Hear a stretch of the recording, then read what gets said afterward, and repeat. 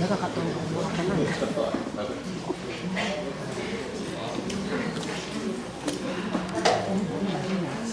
되게 맛있더라. 아까 보면 저거 되게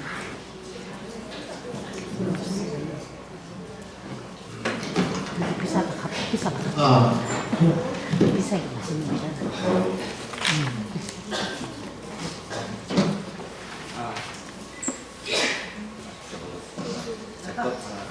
많이 있어요.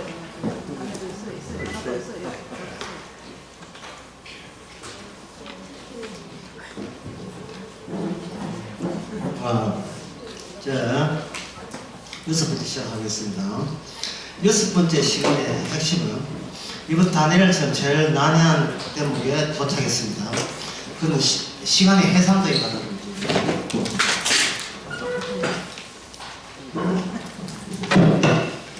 다시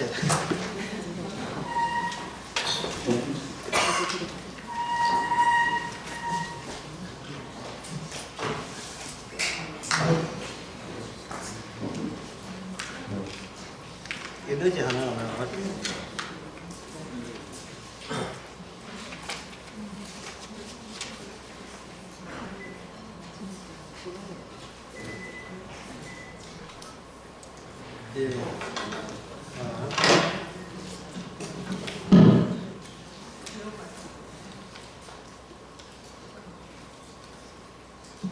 자, 6번째 시간은 하겠습니다. 이번 시간에는 시간의 해상도 문제입니다. 사진에만 해상되는 것이 아니라 시간도 해상돼 있어서 시간 자체를 더 세밀해 가는 그 과정 속에 있습니다. 그것은 여러 번 제가 말씀드렸다시피 이미 이루어진 그 절차가 수평적인 시간 속에서 어떻게 더 내용이 깊어지고 더 진보해 나가고 중첩이 일어나는 거예요. 이미 예언된 것을 조금씩 그걸 실현해야 하면서 이 예언은 살아있다는 것을 말해주고 있습니다.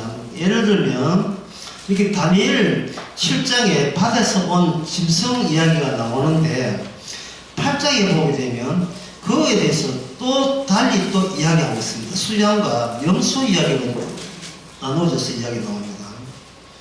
여기 7장에 보게 나오는 네 짐승, 표범, 사자, 곰, 그 다음에 표범, 그리고 이름을 붙일 수 없는 괴물.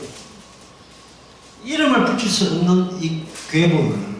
그 앞에 있는 괴물을 다 집어삼기니까 그 앞에 있는 괴물도 짐승도 괴물인데 괴물을 집어삼킨 괴물을 이름을 붙일 수가 없을 정도로 그 안에 모든 앞에 있는 괴물들의 그 짐승들의 요소가 다 포함이 되어 있는 거예요.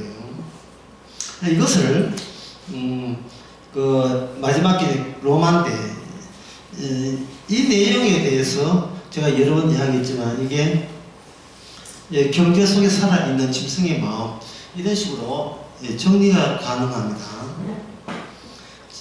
경제 활동 속에 살아있는 짐승의 마음 태어나면서부터 출렁이는 경쟁판에 뛰어들게 되는 그 인간들의 현대적인 인간들의 모습 원하든 원치 않는 상관없이 생존하는 생존의 투쟁 자리에 놓여지게 됩니다. 이유 없는 전쟁과 이유 없는 싸움, 이유 없는 싸움, 그리고 지기 싫어하는 의지, 힘의 의지와 의지의 다툼과 다툼. 그것이 칼과 총이나 이런 거 활로 싸우는 게 아니라 돈으로 싸우는 이 현실의 이 경쟁마당, 자본주의 시장, 이런 것은 앞에 있는 소소한 칼 들고 설치고 어디 성을 차지하거나 이러한 그것을 차라리 소박하고 순진하다고 볼 수 있어요. 중요한 것은 얼마나 많은 에너지를 얻느냐가 아니라 중요한 것은 정신의 안정을 얻을 수 없다는 거예요. 아무리 많은 돈과 아무리 권력도 정신적 안정을 얻을 수 있는 어떠한 해도 잡지를 못합니다. 정신적 안정을 못 얻으면 우리 자아는 늘 해리되고 해체됩니다. 늘 해체되죠. 통잡을 수 없어요. 불안하니까 뭔가 내가 불안하니까 뭐라도 해서 안정을 취하기 위해서 온갖 것에 다 도전하는 거죠. 불안정을 메꾸기 위해서 더욱더 불안정한 계획을 세울 수밖에 없는 이 처참한 현실, 그 속에 미래의 시간에 대해서 자꾸만 기대를 걸면서 뭔가는 내일은 잘 될 거야, 1년 뒤는 잘 될 거야, 앞으로는 잘 풀릴 거야, 그냥 맹목적인 희망에만 매달려 살아가는 그런 하심스러운 현실의 모습, 이것이 각 군데로 다 이루어지는 일입니다. 그래서 여기에 뇌 짐승 이야기 나오고 8장에 보게 되면 8장에 보면 거기 짐승이 나온 게 수양과 그리고 염소가 나오죠. 수양 쪽은 메데바사고 염소는 알렉산더 이후에 헬라 제국이라 그렇게 되어 있습니다. 그게 8장 20절에 나옵니다. 저 수양은 메데바사 왕녀들이고 21절 틀이 많은 수염소는 헬라 왕이요. 두 사이에 큰 불이 있고 첫째 왕이요 왼쪽에 이렇게 나오는 거예요. 그렇다면 이제 오늘 이 시간에서 시간의 해상도가 보다 시간 속에 뭐가 뚫시 있는가 9장에 들어가 봅시다. 9장에 보면 드디어 다니엘은 이제서 알았다는 거예요. 그게 뭐냐면 70년이라는 다시 돌아온다는 70년의 의미를 알았다는 겁니다. 70년의 의미. 에레미야가 미리 예언했던 그 70년의 의미를 나는 알게 되었다. 그러면 에레미야는 다니엘의 선배예요. 바톤을 리레이 하면서 선배의 예언을 후배가 그 바톤을 받고 다시 트랙을 달리듯이 또 자기가 전달해준 그 선지자, 자기가 전달한 선지자가 받고 또 달리고 어디까지 달리니까 세상의 끝날이 이를 때까지 그 예언이라는 바톤은 계속 이어지고 이어지는 거죠. 세상의 끝날이 이를 때까지. 그럼 오늘날 성도는 바톤을 누구한테 이어주는가? 자식한테 복음을 전하 이어주는가? 아닙니다. 오늘날 성도는요 바톤을 이을 필요가 없어요. 그냥 갖고 노는 거죠. 그냥 매일같이 끝이 매일같이 우리에게 주어지는 거죠. 매일같이. 그러면 자체적으로 계속해서 반복적인 활성화가 복음의 활성화가 이어지는 겁니다. 범사에 감사가 이어지는 현상이 일어나죠. 왜냐하면 시간은 끝났기 때문에. 시간은 예수님이 십자가로서 시간은 모든 시간은 이제 끝입니다. 그러면 남은 시간은 뭐냐?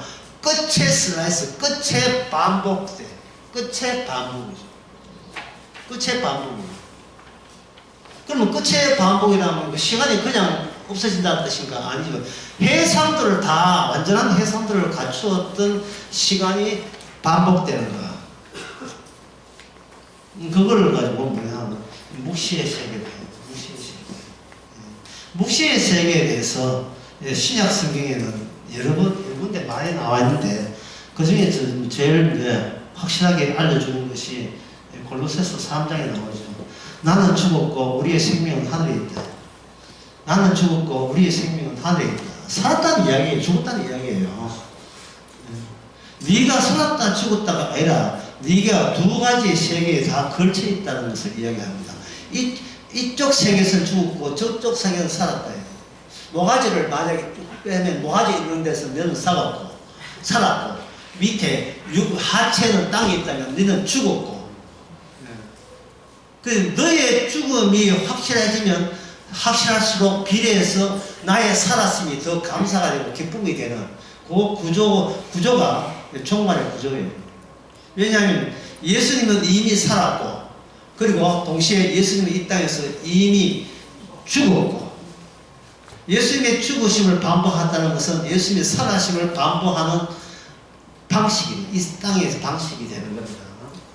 그러니까 똑같이 성도도 같은 처지에 있죠. 특히 에베소서 2장 6절 같은 경우에 나와도 대담해요. 그 사도 바울이 대담하게 이야기합니다. 우리는 이미 살아서 하나님 우편에 앉아 있는 일이야. 이 자리가 어떤 자리인데 어디로 앉았는데, 예. 이미 너희의 신분은 하나님 우편에 주님과 함께 앉아 있는 일이야. 이거 대범한 발언을 하고 있어요. 대범한 발언. 우리가 뭐 논리를 이야기해야 차근차근히 그걸 익힐 건데, 어떻게 그렇게 대범 푹 들어오면 우리 보고 어떻게 그걸 믿으란 말인가? 라고 할 때, 네가 믿으란 말이 아니고 내가 너희를 확인시켜 준다는 거예요. 확인시켜 주는 거예요.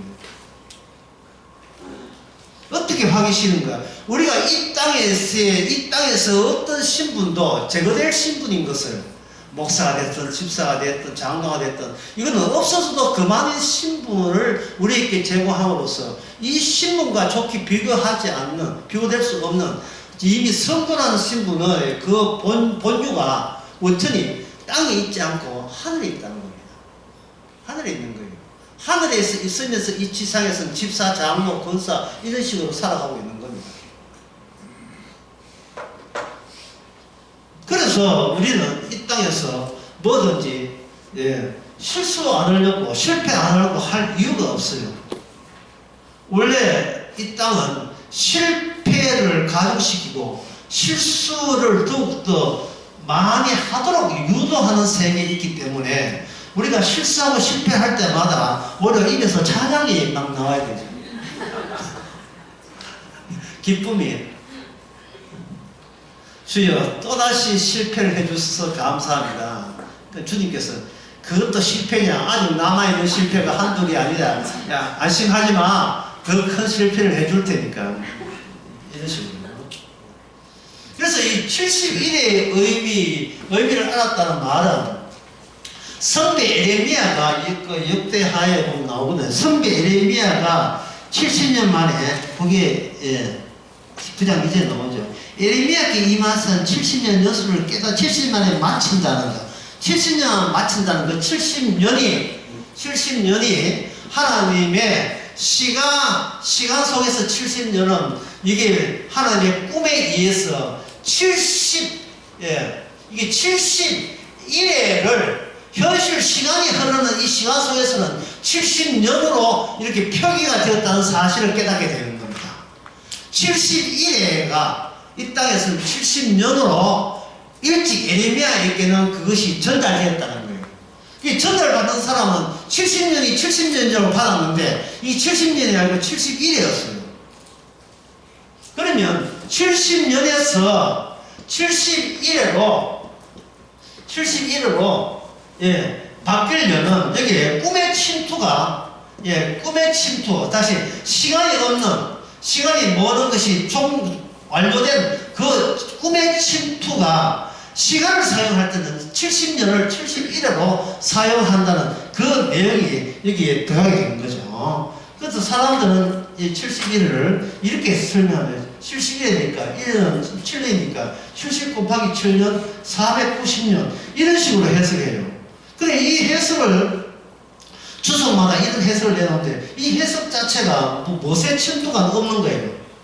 바로 꿈에 침투되지 않는 상태에서 같은 시간으로 이렇게 묵시로 해석해야 될 걸 시간으로 해석하니까 490년으로 늘어난 것 뿐이 아니에요. 이런 식으로 해석이 안 되죠. 1290일, 다니엘 마지막에 12장에 나오는 1290일이라든지, 다니엘 마지막에 거기 나오죠. 1290에다가 1335일, 1290일, 1335일. 이러한 것을 해석할 때, 이게 이미 70일 안에서 이게 파급된 거, 그 사진의 해상도가 아니고 시간의 해상도에 의해서 그 또렷하게 보여준 그러한 묵시의 의미가 담긴 시간 해석을 이렇게 다니엘은 예언을 했고, 그 다니엘 예언을 받은 사람이 누구겠습니까? 이 예언을 예수님이 받아서 예수님이 그것도 3일 반 만에 다 십자가에서 완성을 해버렸죠. 3일 반 만에 71회가 3일 반에 다 끝냈습니다. 끝나고 나한테 요한계시록은 그게 또 3년 반이 돼요. 3년 반. 그러니까 도대체 성경이 뭐 분명하게 이야기해야지 3일 반인지 3년 반인지 42달인지 1232, 35일인지 70년, 74년, 90년인지 분명히 해야 되는데 왜 분명하지 않는가 하고 이야기하면 성경이 이렇게 합니다. 천년이 하루 같고 하루가 천년 같아. 천년이 하루 같고 하루가 천년 같아. 이 말은 뭐냐? 시간 계산하지 말라는 거예요. 예수님께서 부활하고 난 뒤에 40일 동안 계실 때 제자들 물었습니다. 하늘나라 이스라엘이 언제 회복됩니까? 주님께서 너나 방금 뭐라고 질문했어요? 언제? 언제 말이야 언제? 아직도 네가 아직도 시간이 매여 있어. 그 시간 계산해서 스케줄 계산해서 뭐 할 건데 미리 대비하려고 달력에 체크하려고 네 제대 분이야. 이거 왜 체크해? 언제가 아니라 무슨 사건이 이렇게 일어나게 되면 그 사건 안에 네 모든 이스라엘의 회복은 그 사건 안에 들어있다는 겁니다. 시간을 초월한 사건, 그 사건 속에 들어가는 것. 갈라디아서 6장 15절에서는 나는 십자가 사건 안에 있다. 사도 바울이 간단하게 얘기해요. 나는 십자가 안에 있고 세상은 이 십자가 사건 밖에 있다. 십자가 안에 있으니까 거룩이고 십자가 밖에 있으니까 더럽고 그렇게 되는 거죠. 그러니까 인간이 뭘 했느냐가 아니라 우리에게 무슨 사건이 주어졌고 사건 안에 포함되어 있느냐가 복음으로서 사도 바울은 증거하고 있습니다. 신약에 있는 이 간단한 간결한 이 문장이 다니엘에서는 그 시대의 상에 맞게 71회라는 모습으로 길게 나와 있어서 우리에게 해석을 지금 강요하고 있습니다. 그 70년 만에 돌아온다. 70년 만에 돌아온다. 라고 하는 이야기가 계속 쭉 이어져 나옵니다. 그 70년이 뭐냐? 예루살렘에서 어떤 일이 나오면 그게 돌아간 것이 된다. 그냥 70년 만에 약속의 땅에 가는 것이 아니고 어떤 사건이 일어나게 되면 예루살렘에 어떤 사건이 일어나게 되면 그 사건이 일어난 것이 곧 70년 만에 돌아간 것이 되는 그런 상황이 된다는 겁니다. 예루살렘에. 그러면 예루살렘에서 무슨 사건이 있는가? 다니엘 9장 25절. 그러므로 너는 깨달아 알지니라. 그 전에 24절. 이 내 백성과 내 거룩한 성을 위하여 70일로 기한을 정하였느니 허물이 마치고 죄가 끝나면 죄악이 연속되면 영원히 속히신다는 뜻이죠. 영원히 의가 드러나면 이상과 예언이 응하며 지극히 거룩한 자가 기름 부음을 받으리라. 그러므로 너는 깨달아 알지니라. 예루살렘을 증군하다. 여기 날 때부터 기름 부음을 받은 곧 왕이 날 때까지 77일과 62일가 지날 것이고 사건이 터지고 또 사건이 있을 것이고 그 사건 다음에 또 하나의 사건이 있고 합해서 70일이라는 세 개의 사건이 있는데 그 사건이 끝나면 그때는 어떻게 되는가? 모든 날이 끝난다 라고 되어 있습니다. 자, 그럼 여기서 방금 여기 훅 지나갔는데 눈치 빠른 사람은 무엇을 찾아낼 수 있느냐? 예루살렘에서 사건이 일어날 때에 예루살렘과 무엇의 만남이냐? 갈로의 만남이다. 이 갈로의 만남이 뭐냐? 기름 부은 자.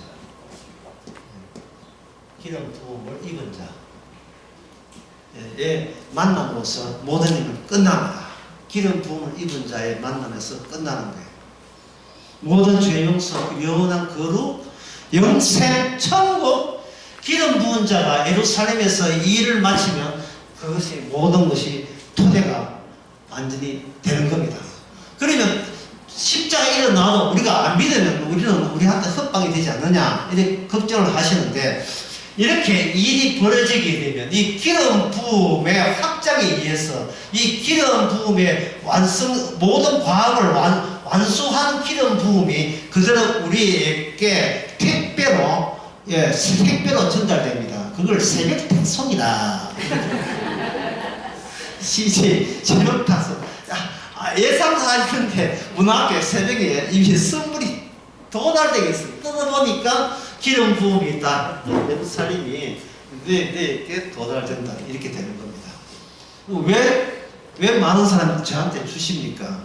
그게 뭐냐? 기름 부음에 하시는 일 속에 자기 백성에게 찾아가는 일까지를 거기에 마무리 짓게 되어 있어요. 기름 부음이 예수님의 기름 부음뿐만 아니고 기름 부은 자가 예수님처럼 기름 부은 자가 생기는 것까지 그게 작업이 그렇게 전달되게 되어 있습니다. 그러면 여기서 기름 부음의 의미를 우리가 알기 위해서 시편 2편을 보겠습니다. 시편 2편 1절에서 2절 3절 4절 6절까지 보겠습니다. 어찌하여 열방이 분노하며 민족들이 후산을 격려하는고? 이 열방이 나오고 민족들이 나오죠. 민족들과 열방이 우리 알기는 자기들끼리 싸우지 않았습니까? 우리가 이제 지금까지 본 것처럼 자기들끼리 그냥 입에다가 양갈비 물고 하여튼 무조건 정복하고 무조건 차지하고 내 것 만들고 이러한 괴수 짐승의 본심을 감추지 않고 설치는 것이 이게 민족들인데 자기들끼리 싸우는데 여기 보니까 자기들끼리 싸우는 게 아니고 거기에 대한 지향성 오리엔테이션 그들이 바라보고 있는 지향성의 어디를까지 가느냐 하면 세상의 군왕들이 나서면 여기 한국 대통령 포함됩니다. 서로 대하여야 돼요. 그 여호와 기름 부은 자를 대적하여 우리가 그 맨 것을 끊고 그 결박을 벗어버리자 하도다. 하늘에 계신 자가 웃으시며 주께서 저희를 비수십니다. 그때 분을 발하여 진노하사 저희를 놀래내시기를 내가 나의 왕 내 거룩한 시온의 왕을 세웠다. 여기 하나님의 여기 스케줄이고 여기 계획입니다. 여기 계획입니다. 예수님이 주가 되신다는 것은 이제는 나에게 왕이 생겼습니다 하는 뜻이에요. 주 예수를 믿습니다 하는 것은 저의 모든 것을 책임질 왕이십니다 라는 뜻이에요.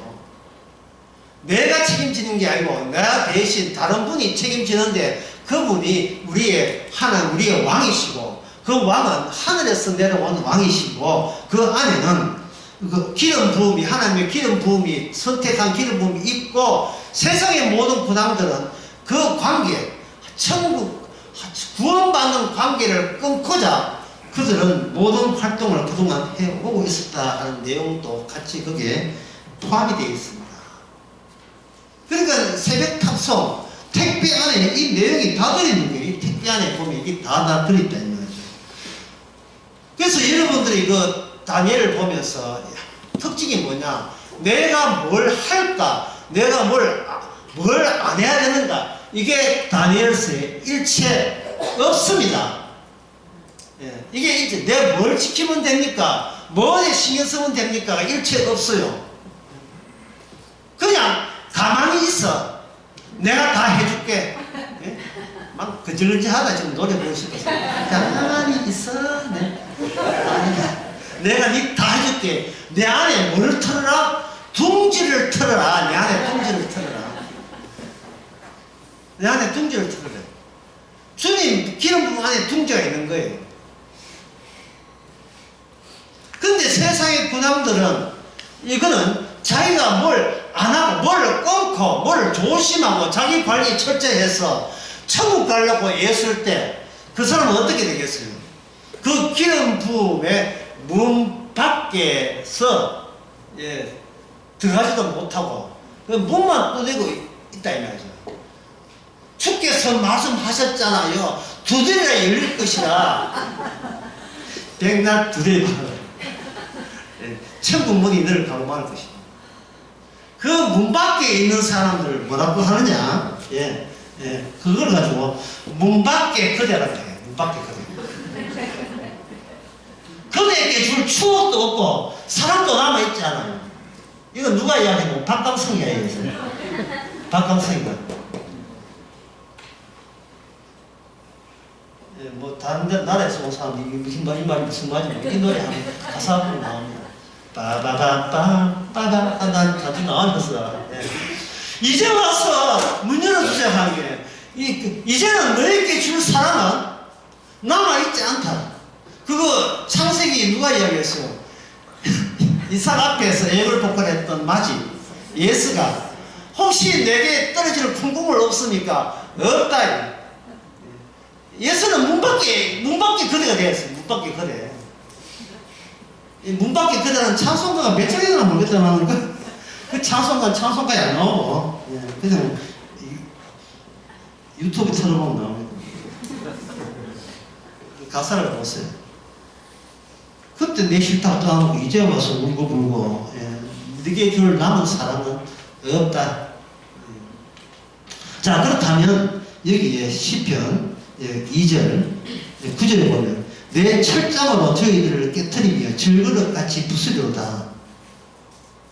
그러면 어떻게 하면 됩니까? 그러면 12절 그 아들에게 뭐하라 했습니까? 그 아들에게 입 맞추라. 그리하면 진노하시면서 입 맞추라. 그렇지 아니하면 진노하시면 너희가 길에서 망하리니 그 진노가 급하십니다. 그런데 사실은 현실적으로 제자들이 예수의 발에 입 맞춘 게 아니고 예수님이 제자들의 발에 입 맞춘 거죠. 이게 놀라운 거예요. 세숫대야 가져와. 선생님 세숫대야를 왜? 자, 순서가 전부 다 한 사람씩 와. 내가 발 씻겨줄게. 이거는 제자들이 해야 될 일을 왜 스승님이 알아서 합니까? 빨리 발 씻고 내가 발 씻겨줄 거야. 뭐 백석대학교입니까? 백석대학에서 정기적으로 그렇게 한답니다. 교수가 제자들 발 씻겨준답니다.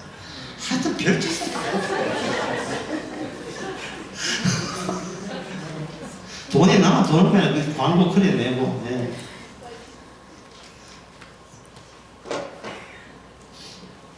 베드로가 주책이지만 우리의 속마음을 그대로 소개해주기 위해서 베드로에서 고마워야 됩니다.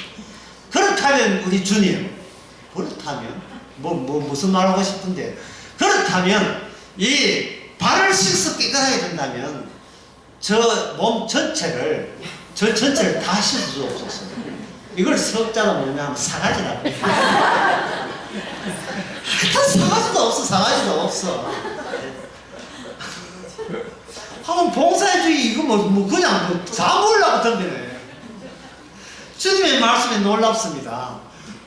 발만 씻었다는 것은 이미 다 씻었다는 뜻이에요. 그래서 오늘날 주님께서는 우리는 발만 씻겨줘. 어떤 놈 손가락만 씻겨주고 귀만 씻겨주면서 이걸 반복함으로써 내 쪽에서 너의 죄를 다 씻었다는 것을 순간순간 우리의 죄에 대해서 주께서 용서를 이야기하면서 일부를 이야기하면서 이미 전체로 완료된 사항을 이야기합니다. 너의 구원과 너의 변신에 대해서 네가 손대지 마. 이거는 내 담당이지 네 담당이 아니다.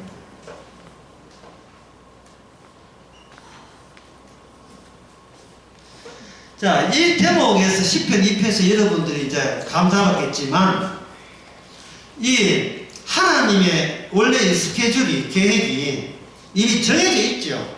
이미 정해져 있는 거예요. 이것도 다윗의 시인데 다윗의 예언입니다. 이 예언이 점점 이 현실 속에서 이스라엘 역사 속에서 중복적으로 점차적으로 더 해상도를 뚜렷하게 해상도를 더 높이 가는 겁니다. 시간 속에서 그게 최종적으로 다니엘서와 내린 정리가 되면 71회예요. 이제부터 71회에 대해서 설명하겠습니다. 미리 이야기했지만 너무너무 이게 71회가 복잡해요.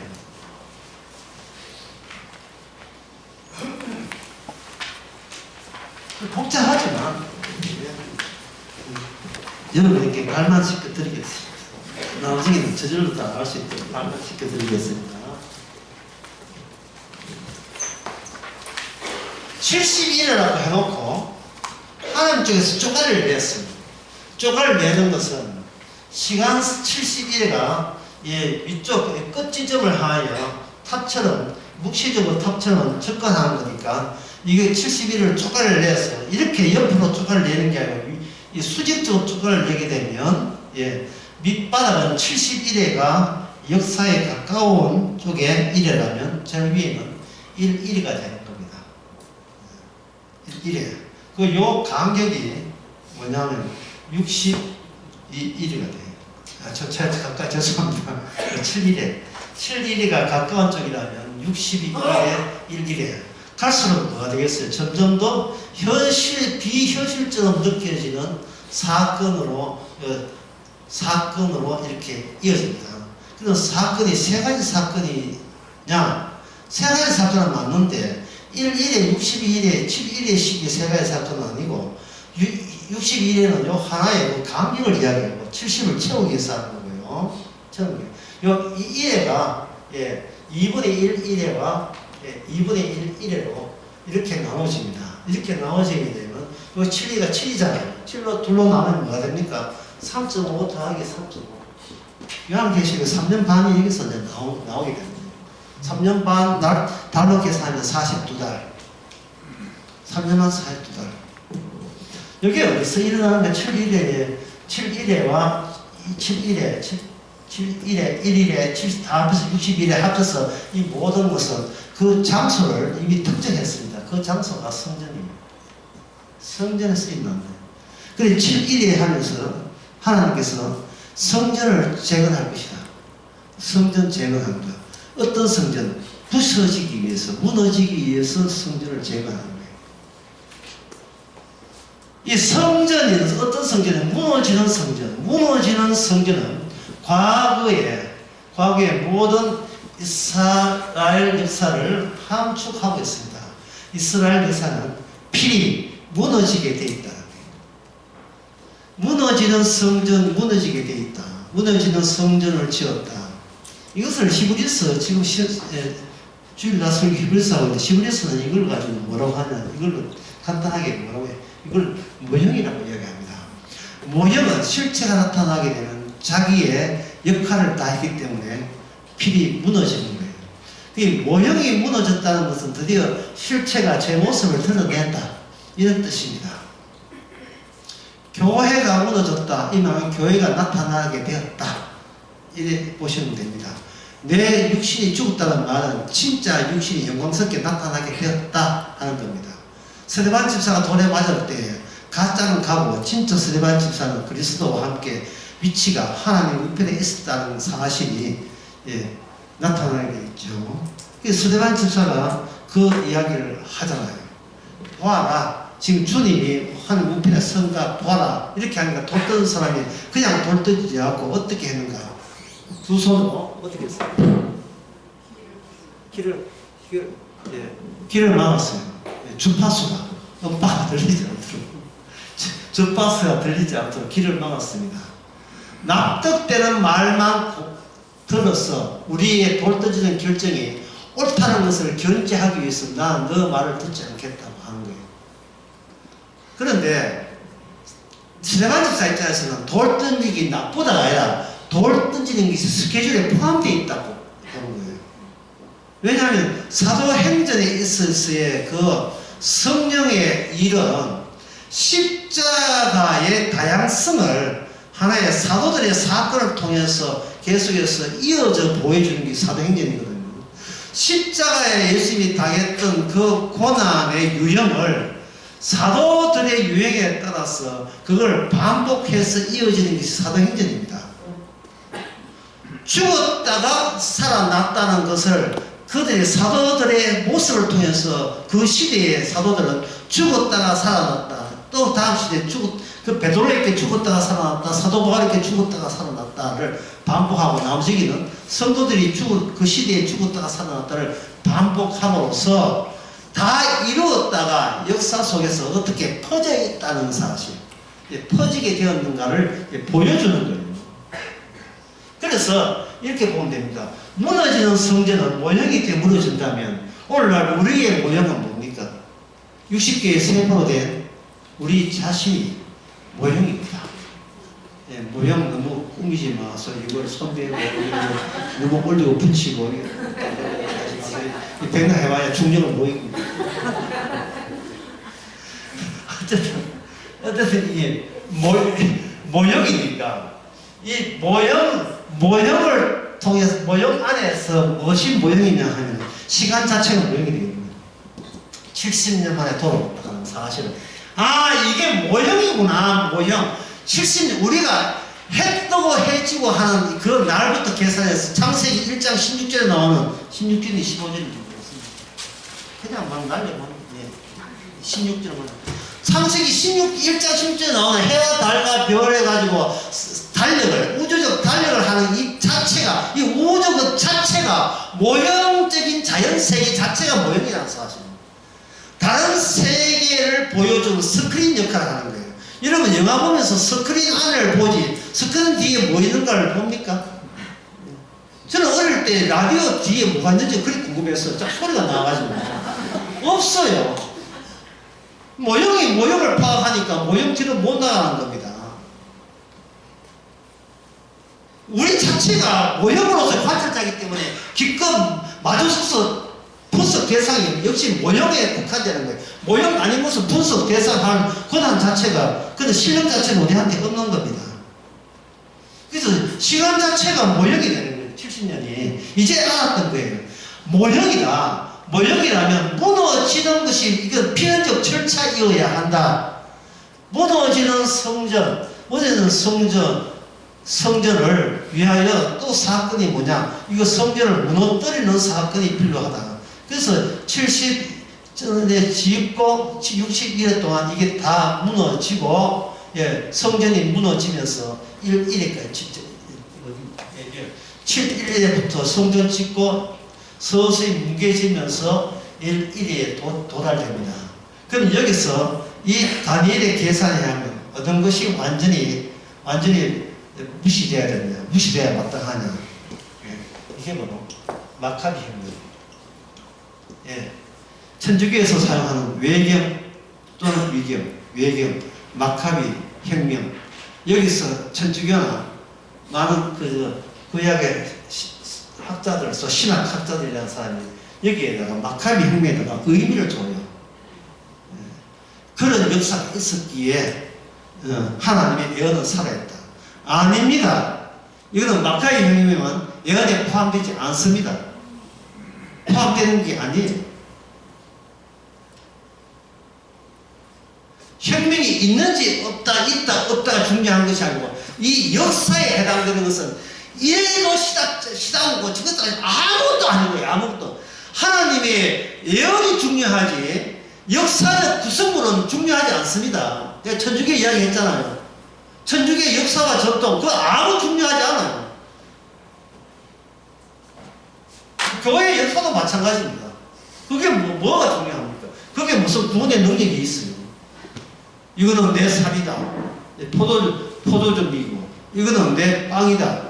카스테라 요마타는 납작한 거 그거 먹이고 마음속으로 막 이름 씹수를 하려 포도즙 술값 좀 올려버리네.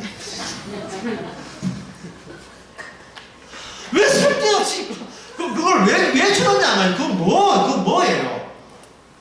그걸 왜 줍니까?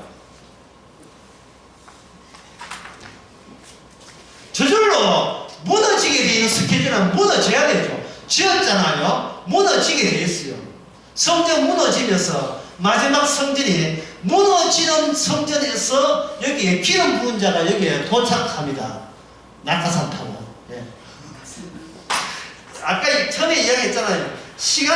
짐승이 시간을 하에 막 달려요. 뭣도 모르고 달려요. 자기들끼리 전쟁한다고 정복욕에 빠져가지고 정신도 없어. 꼬리에 뭐가 탈났는지 뭐 관계없이 그냥 무조건 달리는데 달려가지고 그들이 치성소 성전을 건드리는 그 시점에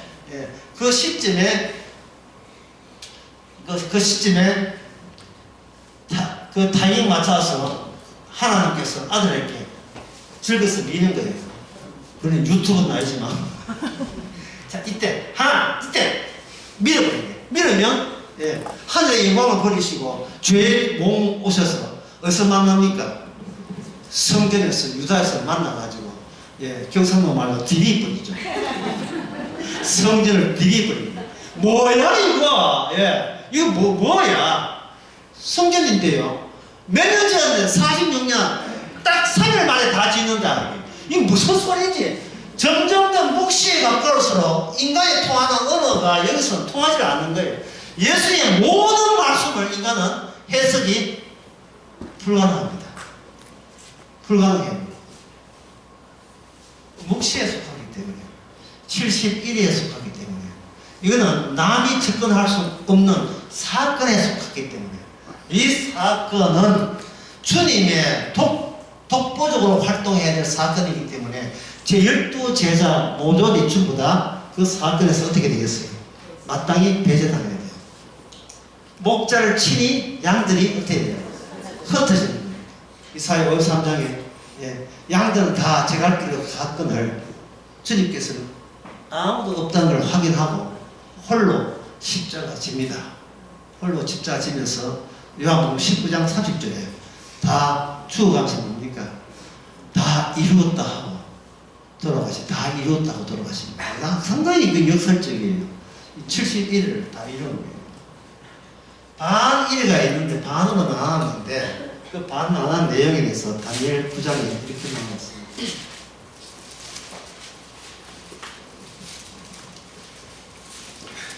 61일 후에 기름 부은 자가 끊어져 없어질 것이며 장차 한 왕의 백성이 그 성서를 회파하거니와 이거는 이제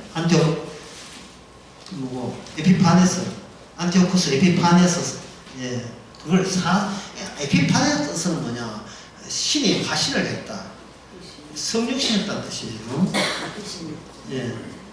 거기에 그 사람 거기 안티오쿠스 4세라고 이제 다른 말로 4세라고 합니다. 그래서 회파하거니와 그의 종과는 홍수에 음볼된 것이 같을 것이며 끝까지 전쟁이 있으니 황폐한 것이 작성되니라. 그렇게 되어 있죠. 더불어 한 일해 동안에 언약을 굳게 세우고 그가 한 일의 절반의 제사와 예물을 금지할 것이고 또 잔혹하게 미운 물건이 날개를 의지하여 쓸 것이며 이 미운 정한 종말까지 진노가 황폐하게 하는 자에게 쏟아지리라. 이게 무슨 뜻이냐 하면 육적인 전쟁이 드디어 기름 부은 자가 만남으로써 전쟁이 뭐로 성격이 바뀌어요?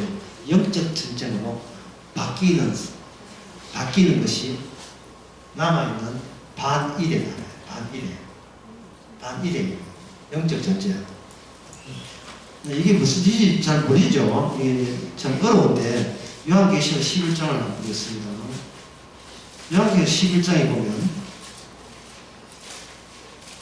11장에 성전 밖 마당에 청량하지 말고 그냥 두어라. 이건 이방인에게 주었을 때 저희가 거룩한 성을 그 다음에 몇 달입니까? 42달 동안 했지 빨리 내가 너희 두 석인에게 건설을 주리니 저가 굵은 벼옷을 입고 1260일 막 3년 반입니다. 예언하리라. 이는 이 땅에 섰는 두 감람나무와 두 촛대에 누구든지 저희를 해하고자 할 때 두 감람나무와 두 촛대 이거는 뭐냐면 바로 성전 안에 내용물이 바깥으로 튀어나온 걸 말합니다. 성전 안에 내용물이 두 촛대니 누구든지 해하라 하면 반드시 죽음을 당한다. 이래 보면 두 정이 이긴 것 같은데 뒤에는 그 성전 두 정이 이기지 않아요. 죽습니다. 8절에 보면 저희가 시체가 큰 성에 있으니 그 성은 영적으로 하는 소돔이에요. 영적으로 하는 소돔이다. 영적 전쟁이 이제 벌어지게 되는 거예요. 영적 전쟁이. 어디를 관통하면 영적 전쟁이 되느냐. 그 전까지는 이 역사가 이렇게 성전이 무너지지만 한 일에 일어나면 여기 육적 전쟁이 영적으로 바뀌게 되는데 그것은 기름 부은 자의 존재와 관련된 사건이 일어나서 그 모든 전쟁의 성격도 영적 전쟁의 일부로서 흡수 통합이 된다는 이야기입니다. 이 전체가 몇 일이라고요? 이게 70일이에요. 그러면 이 전체가 70일 만에 에레미야가 70일 만에 돌아온다는 그 말은 옛날에 70년만 지나면 옛날에 솔로몬 성전에서 제사 드는 그 일을 우리도 다시 반복할 수 있다라는 것이 에레미야의 예언에 대해서 그전까지 사람들이 다니엘도 오해했고 사람들이 오해하면서 그때를 기다렸죠. 546년에 초판해서 516년에 다시 정전을 진짜 짓습니다. 70만 돌아와서 짓는데 이제 이거 고레스가 중령을 내고 이제 다리오 왕 때 지원받아가서 그 성전을 짓게 돼 있어요. 에스라 느헤미야에 그 내용이 나와 있습니다. 그때 사람들은 에스라 느헤미야도 그렇고 뭘 모르냐면 이 성전을 왜 짓는지를 몰라요. 이 성전을 왜 이렇게 이방 나라에서 성전 지어갖고 왜 후원까지 해주고 모든 재료까지 모든 간부까지 주는데 이 줘야 되는 이유가 뭐냐는 거죠. 그래서 그들은 오해했어요. 옛날 이스라엘처럼 살려고 돌아가는구나. 그렇게 오해했습니다. 시간의 흐름은 시간은 비가역적이에요. 다시 뒤로 빠꾸가 없습니다. 없어요. 시간은 계속 앞으로 진격하면서 함몰돼야 돼요. 주저앉아야 돼요. 없어져야 돼요. 시간의 끝날이 되어야 거기서 영적 세계에 출현되는 거예요. 일어나는 겁니다. 그래서 이 성전을 지으면서 성전 지을 이유를 모르면서 에스라 느헤미야는 오해해가지고 성전 지었으니까 옛날처럼 살자. 그게 뭐냐? 율법대로 살면 되잖아. 그걸 가지고 우리가 옛날에 율법을 어디서 위반했는데 이제는 우리 죄를 용서받았기 때문에 율법대로 이제는 바르게 살아서 하나님께 영광을 돌리겠습니다. 이게 에스라 느헤미야의 한계였고 다니엘은 그 한계를 넘어선 거예요. 우리가 지키는 게 아니고 율법을 지키는 게 아니고 따로 율법을 다 이룬 분이 따로 오시는 자기만의 노선을 자기가 선로를 자기 KTX 선로를 하나님 본인이 까놓고 그는 홀로 그 기차를 홀로 통과한다는 거예요. 홀로 모든 걸 투쟁하시고 영적 전쟁 주님 혼자 해요. 우리는 영적 전쟁을 못합니다. 무슨 죄가 있어야지. 영적 전쟁을 우리가 마귀도 말하고 무슨 영적 전쟁을 해요. 주께서 영적 전쟁을 해요.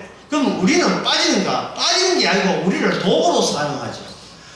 주님이 하시는 영적 전쟁의 도구로 사용해서 우리가 있는 모든 것이 영적 전쟁의 일부로서 우리의 삶을 살게 만드는 겁니다. 영적 전쟁의 이 71회의 역할은 뭐냐?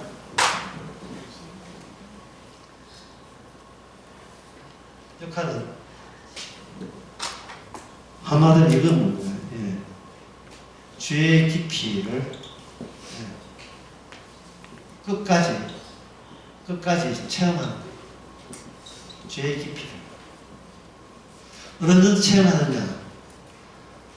이게 참 중요한데 어디까지 죄의 깊이가 어디까지 체험해야 됩니다. 도저히 왜 한 번 더 쓰자. 도저히 용서받지 못할 죄까지 체험해야 돼. 도저히 용서받지 못할 죄. 그러면 우리는 제가 이랬으면 우리는 더 상상합니다. 성폭행범, 토막살인 사건, 이렇게 잔인하게 사람을 먹고 이런 거, 또 뭐 있어? 또 어떤 죄? 근데 도저히 용서하지 못할 죄가 뭐냐면 인자를 거역하는 죄. 인자를 거역하는 죄. 마태복음 12장에 나오는 죄. 인자를 거역해도 용서를 받는다. 예수님을 싫어하고 믿지 않아도 용서받는다. 이게 복음이라면 이거는 교회에서 상상도 못하죠. 예수 믿지 않고 예수께 대들어도 구원받는다. 무슨 그런 인간이 있어요. 누구? 사도 바울.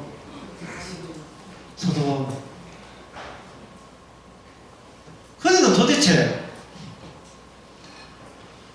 우리가 경험해야 될 죄는 우리의 본성 자체가 주님을 싫어하고 거역한다는 그 점을 매일상 우리가 느끼는 그 죄를 깊이를 알게 하는 그것이 무슨 전쟁입니까? 영적 전쟁이에요. 영적 전쟁. 악마는 우리에게 다가옵니다. 똑바로 살아, 바르게 살아야 성경 포물이 있는 줄 아나 지키라고 있는 거야. 그렇게 할 때 거기에 대한 우리의 그 자세는 어떻습니까? 나는 이미 성경에 대한 위반자야. 나는 포행자고 나는 주님을 핍박하는 자야. 됐냐? 됐냐? 너는 잘할 수 있는 가능성이 있고 잠재력이 있어. 영광 돌 수 있어. 성경 말씀, 사도 바울의 모든 말씀을 지킬 필요가 있는 거야. 그러면 우리는 나갑니다. 그 말씀은 우리가 숨겨 있는 우리의 악마적 근성을 폭로하는데 충분하게 우리에게 활용되고 있다. 됐냐? 말씀을 모를 때는 죄 아닌 줄 아는데 말씀을 대하면서 우리는 다시 한번 우리는 용서받지 못할 사람인 것을 깨닫게 되었다. 됐냐? 마귀가 재미 하나도 없어. 나 갈래. 집에 갈래. 마귀 지옥에 가네. 지옥에 가네. 얼마나 우리가 우리 자신에 대해서 어떤 연민 같은 거, 우리 자신의 그 자체를 사수하는 이 본능이 타고났어요. 인간이 타고났기 때문에 지난 시간에 이야기했지만 정신불자자가 무기를 챙기는 장비 챙기는 것은 공격력이 아니고 자기를 방해하기 위해서, 자기 가치를 지키기 위해서, 자기가 안 다치기 위해서 일본도를 수집하고 있다. 맞기 전에 먼저 선빵 날린다는 태도죠. 남들이 나를 미워하고 싫어하는 것 같아. 다 나를 죽이려고 다니는 것 같아. 이런 환각 같은 거. 그건 좀 노골적이지만 모든 인간한테는 다 그런 게 있습니다. 말을 이렇게 했는데 그 말에 대해서 예민한 반응을 나타내고, 지금 내가 예민한 반응을 나타내고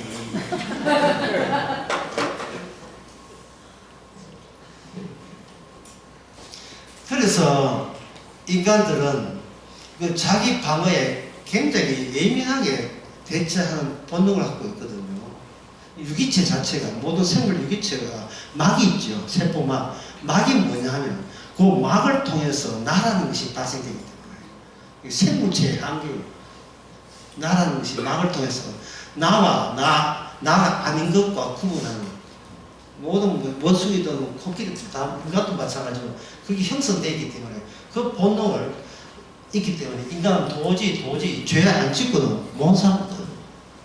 매일 죄 아닌 게 하나도 없어요. 지금 시계 보는 것도 정확하게 시간 맞추려고 했습니다. 네. 우리 죄의 한계입니다. 70일이 됐어. 맞아. 다음 시간에 저희들 식사한테